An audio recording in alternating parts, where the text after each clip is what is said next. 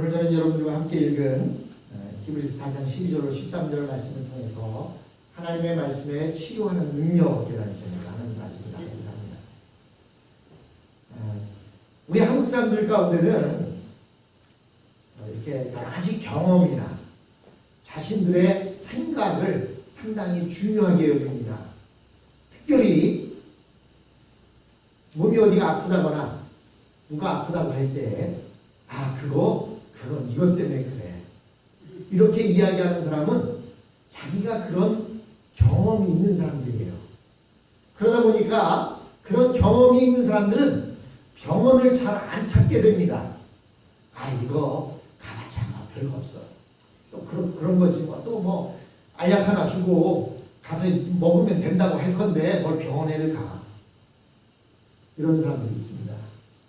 그런데 그렇게 하다가 잘못하면 병을 키우게 되고 그로 인해서 그냥 무슨 조그만 무엇으로 막으려다가 더 큰 것으로 막아야 되는 그런 경우가 생기기도 합니다. 그래서 의사들이 한국 사람들 환자들 가운데 제일 싫어하는 환자가 뭐냐면 내가 내 몸은 잘하는데 라고 말하는 사람입니다. 내가 내 몸을 잘 알면 얼마나 잘 알겠어요. 내 속에 뭐가 어떻게 되는지 어떻게 알겠습니까? 이렇게 사람들이 병에 걸렸을 때 자기 임의대로 진단해 치료하는 것은 결국 병을 키우는 것이 됩니다.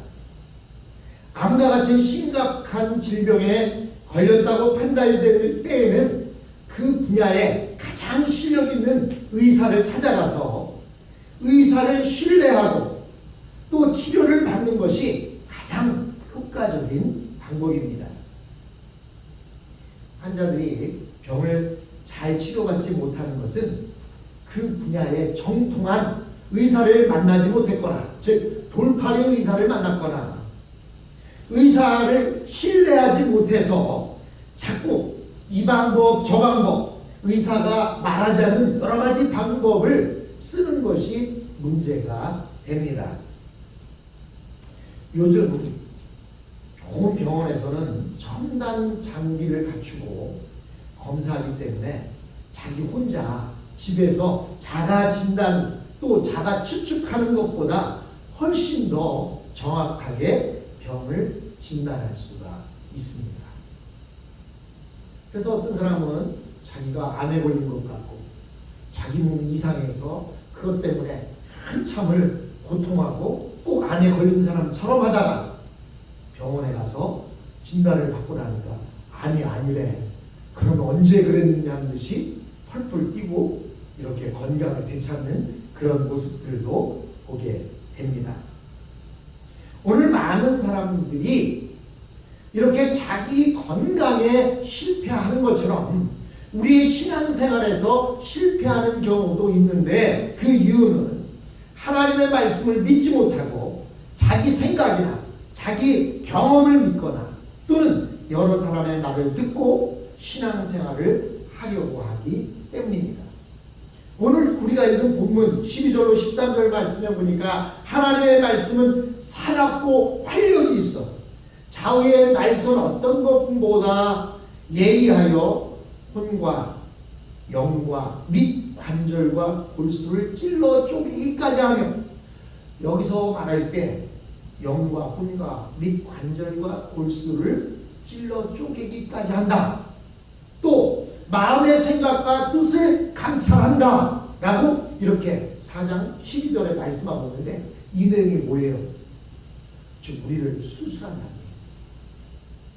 예리한 칼로 수술하지 않습니까? 메스를 들어서 의사가 수술을 하듯이 우리의 몸과 우리의 생각과 우리의 마음을 수술하는데 무엇으로 수술한다고요? 의사들은 예리한 메스와 그리고 첨단 장비들을 가지고 수술하지만 성경에 보니까 하나님의 말씀은 살았고 활력이 있어서 좌우의 날선 어떤 것보다 예리하다. 즉 우리의 신앙을 뭘로 수술한다는 거예요? 하나님의 말씀으로 수술한다는 겁니다. 하나님의 말씀이 메스가 되어서 우리의 우리의 혼과 영과 및 관절과 골수를 찔러 쪼개기까지 하고 또 마음의 생각과 뜻도 감찰한다. 무엇이? 하나님의 말씀. 그런데요, 많은 신앙인들 가운데는 자기의 영과 혼과 골수를 찔러 쪼개는데 무엇을 사용하냐면 자신의 꿈을 사용합니다. 내가 어젯밤에 꿈을 꿨는데 하나님께서 이런 꿈을 보여주셨는데 그게 아마 이런 건가 봐 라고 자기 신앙의 수술을 자기 꿈에 의지합니다. 또 어떤 사람은 자기가 받은 은사에 의지합니다. 그래서 내가 이렇게 은사를 받았기 때문에 나는 하나님이 나를 사랑하시고 내가 하는 방법이 확실해. 여러분, 귀신을 쫓아내는 은사? 그거요, 우리 예수 믿는 사람만 있는 게 아니에요. 예? 치유의 은사? 우리 예수 믿는 사람만 하는 게 아니라고요. 방언을 하는데도요, 어떤 사람은 방언을 영문을 외우듯이 방언하더라고요. 뭐 이렇게 하듯이 방언하는 사람도 있어요. 여러분, 은사를 의지해서 우리의 신앙을 판단해서는 안 됩니다. 꿈을 의지해서 우리의 신앙을 판단해서는 안 돼요. 또 무엇인가 보여지는 어떤 것을 가지고 우리의 신앙을 판단해서는 안 돼요. 우리의 신앙은 무엇으로 판단해야 되고 무엇으로 수술해야 되느냐? 바로 오늘 4장 12절 말씀대로 하나님의 말씀은 살았고 활력이 있다. 그래서 그 말씀이 좌우의 날선 어떤 것보다 예리하여서 우리의 영과 혼과 골수를 찔러 쪼개기까지 하고 또 우리의 마음의 생각을 감찰하신다 말씀하십니다. 그런데 많은 사람들은 덮어두고 믿어요. 하나님의 말씀을 덮어두고 믿어. 그리고 누군가 좀 신앙이 좋아 보이는 사람이 있어서 그 사람이 말하면 그게 전부인 줄 알고 믿고 따라가는 사람도 있습니다. 사람의 정신이나 영혼은 너무나도 복잡하고 깊어서 도저히 인간의 이론이나 기술로는 그 깊은 속까지 들어가서 정확하게 진단할 수 없습니다.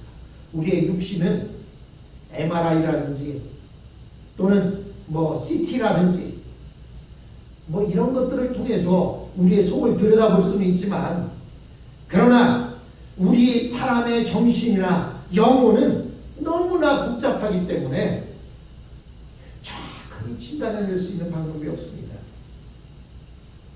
그래서 사람의 정신이나 영혼에 대한 인간의 진찰이나 판단은 모두 막연한 추측에 불과합니다. 그런 막연한 추측을 가지고 진단하는 데 제대로 된 치료가 될 수 있겠습니까?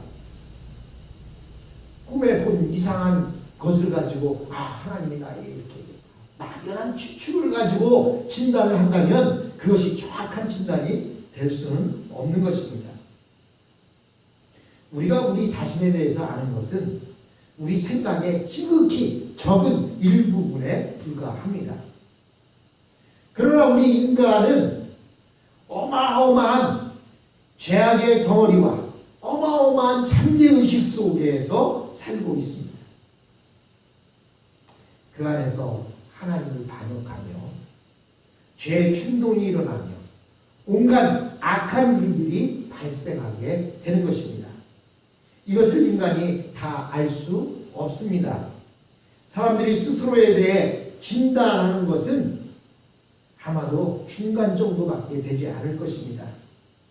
즉 많이 악하지도 않고 많이 선하지도 않은데 교육을 잘 시켜서 좀 더 선하지게 할 수는 있습니다. 그래서 여러분, 미국에서 고등학교까지 의무 교육을 하는 이유가 뭔지 아십니까? 이렇게 교육을 받으면 교육을 받지 않는 사람보다 사회의 문제를 덜 일으킨답니다. 그래서 의무 교육, 무상 교육을 고등학교까지 시키는 데 들어가는 비용과 그가 교육받지 못해서 사회에 무리를 일으켰을 때에 해결되는 비용을 따져보니까 무상으로 교육시키는 게 훨씬 더 유익이라는 거예요. 그래서 미국은 하이스쿨까지 무상으로 교육을 시키고 있고, 그때까지 교육을 시키지 않으면 부모가 잡혀가게 되어 있습니다. 한국도 이제 이번 달부터 고등학교 3학년부터 시작해서 의무교육이 시작돼서 2022년에는 고등학교까지도 다 의무교육을 한다고 합니다. 사실 좀 악하고 선한 부분에 있어서 이렇게 교육을 시킴으로 인해서 조금은 더 선해질 수는 있습니다. 그러나 완벽하게 선해질 수는 없습니다. 그런데 우리는 하나님께서 우리를 진단할 수 있도록 말씀을 주셨습니다. 일단 하나님의 말씀은 인간의 마음과 생각을 진찰하는데 탁월한 능력을 가졌습니다.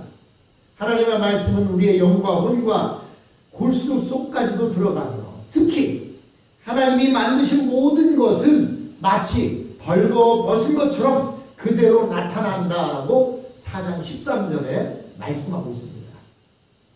우리가 주님 앞에 가면 벌거벗은 것처럼 우리 속이 다 들여다 보여지는 거예요. 여러분, 의사 선생님 앞에 갔을 때 부끄럽고 창피하다고 안 벗으면 진단이 되겠습니까? 의사가 벗으라고 하는데 아유 창피하게 이거 어떻게 벗어요? 그냥 오두에서 판단하세요. 물론 간단하면 그렇게 할 수 있겠지요. 그러나 부끄럽고 창피해도 의사 앞에 가면 의사가 하라는 대로 해야 됩니다.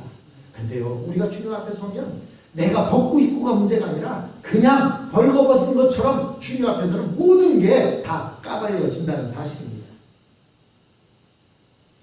옛날에는 우리 몸 안에 있는 것을 칼로 찢어서 열어보지 않는 이상은 알 수가 없었습니다. 그래서 우리가 잘 아는 의사 허준도 자기의 스승이 죽었을 때 내 몸을 갈라서 몸의 구조가 어떻게 생겼는지 보라고 그 스승이 죽으면서 유언을 합니다. 그래서 그 스승의 몸을 실험 도구로 삼아서 우리의 몸속에 뭐가 어떻게 들어있고 어디에 뭐가 붙어있는지 이런 것들을 알게 되는 경우를 봅니다. 저는 옛날에는 사람의 몸 안에 있는 것은 칼로 찢어보기 전에는 알 수가 없습니다. 하지만 요즘은 어떻습니까?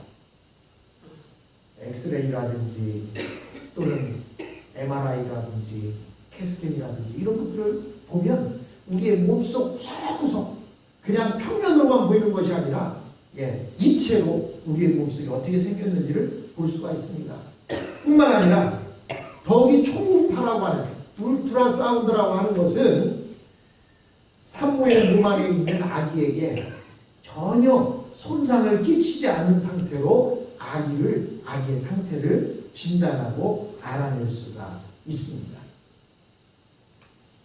하나님의 말씀은 엑스레이나 또는 캐스케이나 또는 MRI나 울트라사운드보다 훨씬 더 정확하게 생생하게 우리 안에 있는 모든 것을 잡아냅니다. 특히 이것은 성령의 도우심이 필요합니다. 성령께서 하나님의 말씀을 가지고 우리 안에 비추어 주셔야 가능한 것입니다. 우리가 예수를 믿을 때 가장 먼저 알게 되는 것은 내가 너무나도 하나님을 무시하고 교만하게 살아왔으며 또한 죄된 삶을 살아왔다라고 하는 사실을 깨닫게 되는 것입니다. 내가 예수님을 알기 전까지만 해도 내가 큰 죄인인지 몰랐어요. 이만하면 되지 하고 살았습니다. 그래도 남들처럼 도둑질하지 않고 남 거 떼먹지 않고 남에게 욕하지 않고 나는 그래도 열심히 살았습니다. 나는 큰 죄인 줄 모르고 살았는데 하나님의 말씀을 듣고 나니까 내 마음이 죄악의 시궁창에 빠져 있었다는 사실을 발견하게 됩니다. 그리고 숨쉬고 말하고 생각하는 모든 것이 죽을 죄였다는 사실을 알게 됩니다. 그리고 좀 더 신앙생활을 하게 되면 죄가 내 마음에 끼친 엄청난 후유증을 발견하게 됩니다. 죄는 나의 내면을 중화상을 입은 것처럼 성한 곳이 한 군데도 없도록 모두 만신창이로 만들어 놓았습니다. 거라사의 광인이 예수님을 만났습니다. 그래서 내 이름이 뭐냐 그랬더니 군대라고 합니다. 많은 귀신에 들렸기 때문이었습니다.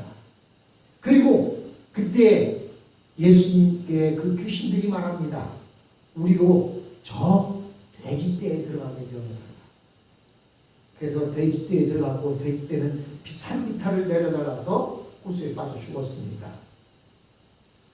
그 거라사의 광인이 귀신이 쫓겨나갔지만 그렇다고 해서 그가 새 옷을 입었을까요? 육신은 만신창이가 되어 있었던 것입니다. 그런데 우리가 하나님의 말씀을 들을 때마다 하나님은 그 부분에 하나씩 꺼내어 놓고 날선 하나님의 말씀으로 우리를 해부하고 수술하기 시작합니다. 거라사의 광인의 귀신을 쫓아주었더니 그 거라사 지방 사람들은 뭐라고 말합니까? 이 지역을 떠나 달라고 말합니다. 그런데 귀신 들렸던 사람은 뭐라고 말해요? 내가 주님을 따라가겠습니다라고 말합니다. 그것이 변화된 사람과 변화되지 않은 사람의 모습입니다. 제가 이 부분을 이렇게 예화로 드는 이유는 오늘 읽는 말씀 구절이 성경에 있잖아요. 이 말씀이 문제로 나옵니다. 그 문제의 답을 제가 여러분들에게 말씀드립니다. 곪은 부분이 있으면 하나님의 말씀으로 칼로 도려내고 썩은 부분이 있으면 잘라내어서 새로운 살이 생기게 만드십니다. 그리하여 우리의 예배가 또 우리의 설교가 내 귀 속에 들어오기 시작하고 은혜가 되기 시작하고 기쁨이 되기 시작합니다. 그러므로 예배 시간이나 설교를 듣는 시간이나 말씀을 읽는 시간은 바로 성령 수술을 받는 시간입니다. 미국 사람이나 한국 사람이나 성령 수술을 많이 받지 않습니까? 한국 사람들은 가장 많이 받는 성령 수술이 눈과 코 수술이에요. 두 번째 받는 수술이 코 수술이에요. 그리고 세 번째 가장 많이 받는 수술이 턱 수술이에요. 예.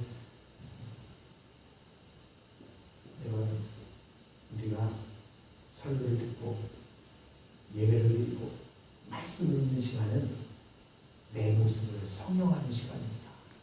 눈과 코 수술을 받고 혀가 좀 낮으면 코를 좀 올리고 턱이 좀 뭉툭하는 거, 턱을 좀 다양하게 만들고 이런 수술을 받는 시간, 그것이 바로 하나님의 말씀을 읽고 듣고 묵상하는 그런 시간인 것입니다. 하나님의 말씀이 없이 자기의 생각이나 인간의 사상을 붙들고 신앙생활을 하게 되면 죄의 심각성을 모르게 됩니다. 비전을 이야기하고 외적 성공을 붙들다가 결국 아내는 하나도 치료받지 못하게 되는 경우도 있습니다. 그러면 나중에 이스라엘 백성들이 했던 것처럼 어려운 시련이 오면 하나님을 붙들지 못하고 원망하고 불평하다가 침체에 빠진 것처럼 그렇게 빠져버릴 수밖에 없습니다. 우리가 알아야 할 것은 영적 침체는 무서운 불신앙이라는 사실입니다. 이것이 바로 믿음의 실패이기 때문에 나타나는 것입니다. 예배드리기가 싫어지고 말씀을 읽기가 싫어지고 성경만 피면 갑자기 앞나던 하품이 나고 성경만 열면 그렇게 잠이 안 오던 잠이 그냥 성경 듣거나 말씀을 들을 때는 왜 이렇게 잠이 쏟아지는지, 그것이 바로 영적 침체에서 오는 것들입니다.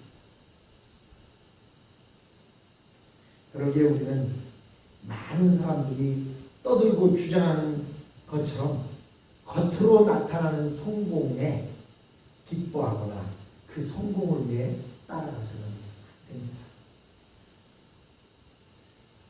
지금 우리가 보는 성공한 신앙이나 기독교를 하나님은 분명히 큰 수술을 해야 한다고 하시는데, 연고나 발라놓고 또는 그냥 무슨 진통제나 주고 그것으로 다 됐다고 말한다면 그것은 너무나도 큰 문제입니다. 우리 인간의 상태는 우리 자신이 생각하는 것보다 훨씬 더 심각하고 실용적인 상태에 있습니다.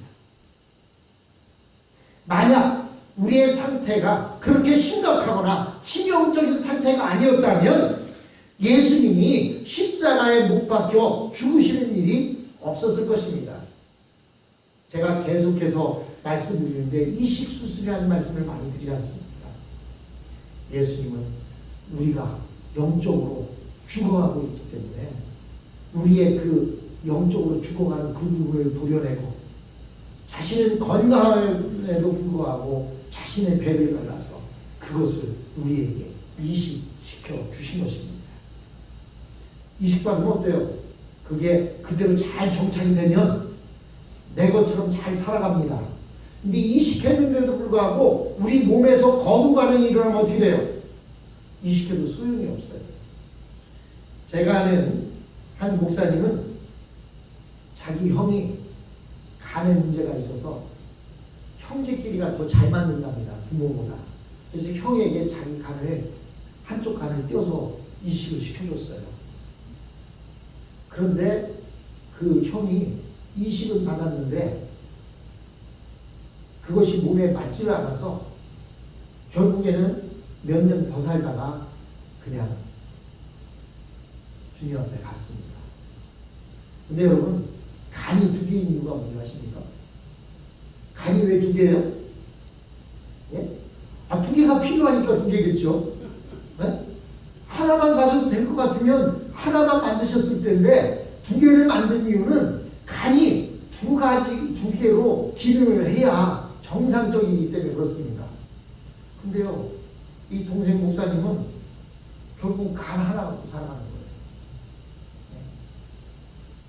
여러분, 예수님이 우리에게 자신을 몽땅 줘서 이식시켜줬는데 그게 우리가 거부감을 일으키면 예수님의 죽음도 헛되고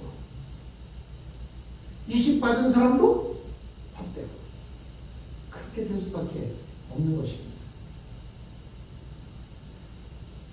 이 세상에서 암이라는 그 진단을 받고 치료를 받고 그리고 무슨 레디에이션을 받는다든지 키모테라피를 받고 한 5년 동안은 계속해서 검사를 받습니다. 그리고 5년이 지난 뒤에 의사가 다시 한번 정확한 진단을 해보고 나서 당신은 이제 완쾌되었어 라고 얘기할 때까지는 암 환자들은 불안하게 살아갑니다. 언제 또 암이 재발되든지 또는 다른 곳에 암이 전이 됐는지 모르기 때문에 불안한 모습으로 살아가지만 5년이 지난 뒤에 완쾌되었다라고 하는 그 진단을 받게 되면 건강을 완전히 되찾고 뛸 듯이 기뻐하는 것입니다. 바로 이것이 히브리서가 말씀하려고 하는 것입니다.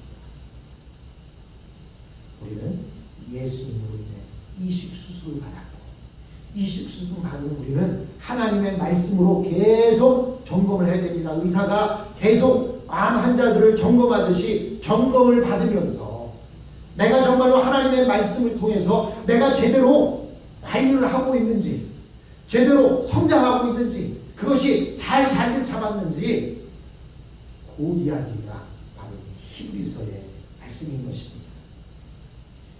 모세도 끝까지 하지 못했습니다. 결국 모세를 원망했고 결국 모세도 그래서 가나안 땅에 들어가지 못했습니다. 여호수아도 끝까지 이루지 못했습니다. 다윗도 끝까지 이루지 못했던 것을 바로 예수님이 하신다, 또 예수님이 하셨다라고 말씀하시는 부분이 바로 히브리서인 것입니다. 사랑하는 여러분, 저와 여러분은 이제 예수님으로 거듭났습니다.